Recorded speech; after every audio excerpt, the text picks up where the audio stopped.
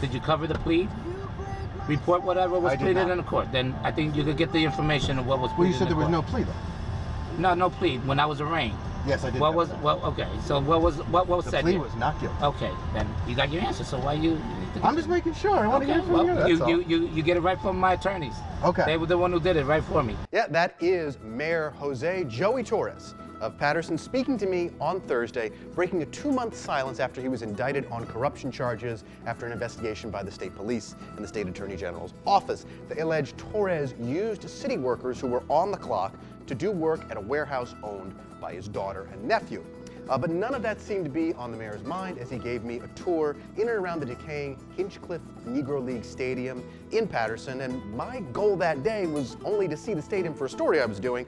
I thought the city of Paterson would be sending some facilities guy, some maintenance man out to open up the stadium and let me in. Turns out the mayor himself volunteered to be my tour guide, and I got an accidental exclusive with Joey Torres. So you see, that's all the river walk there, and we come up, and then I'm going to take it to the other side. The day started with our tour of the stadium, which, of course, we had to begin by kind of breaking and entering the stadium, going through a hole in the fence at my urging, though. I was the one that urged that one. There you go, right there. Perfect. Now you see why it is so imperative that part of this restoration is securing this building permanently. Hinchcliffe is set to be the linchpin of redevelopment in the Great Falls National Park area. It's a full 55 acres that Torres wants to cobble together with taxpayer bonds, state grants, and corporate donations. We can see it all from the cliff above Paterson's Animal Shelter. And then we're going to be able to walk right through there, and you keep on walking. You see my hydroelectric plant? Yeah.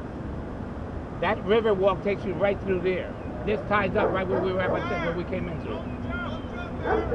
No, things ain't that bad, son. Don't worry about it. Inside the mayoral SUV, Torres showed me a street-level view of the city that made my head spin at his knowledge of what we were seeing and what he wants to go there. He segued effortlessly from discussing multi-million-dollar grant awards and environmental studies to making calls to get trash removed from a city street with city workers that he knew by their first name. Yo, what's up, Fat Joe? How's it going? How you doing? Okay. All right. God bless. Okay. I'm ready. We hiked into the woods, Torres not complaining despite being just a few weeks removed from foot surgery.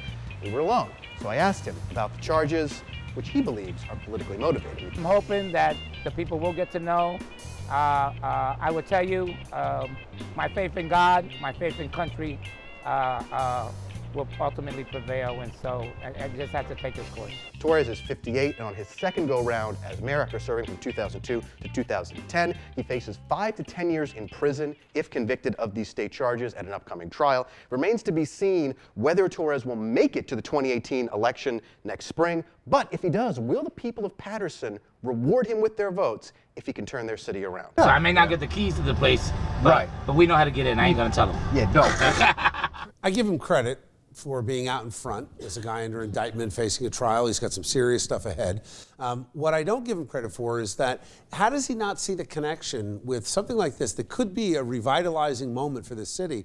Why the typical Jersey political default position to go to taxpayer bonds? I can't imagine that there isn't private money out there with private developers and conservation groups that would pour in to revitalize this. Well, I can tell you what the mayor and his director of historic preservation told me. They said they believe that the initial investment will jumpstart private donations and create interest, and they are planning to have a 1-for-3 ratio. For every public dollar, they want 3 donated dollars.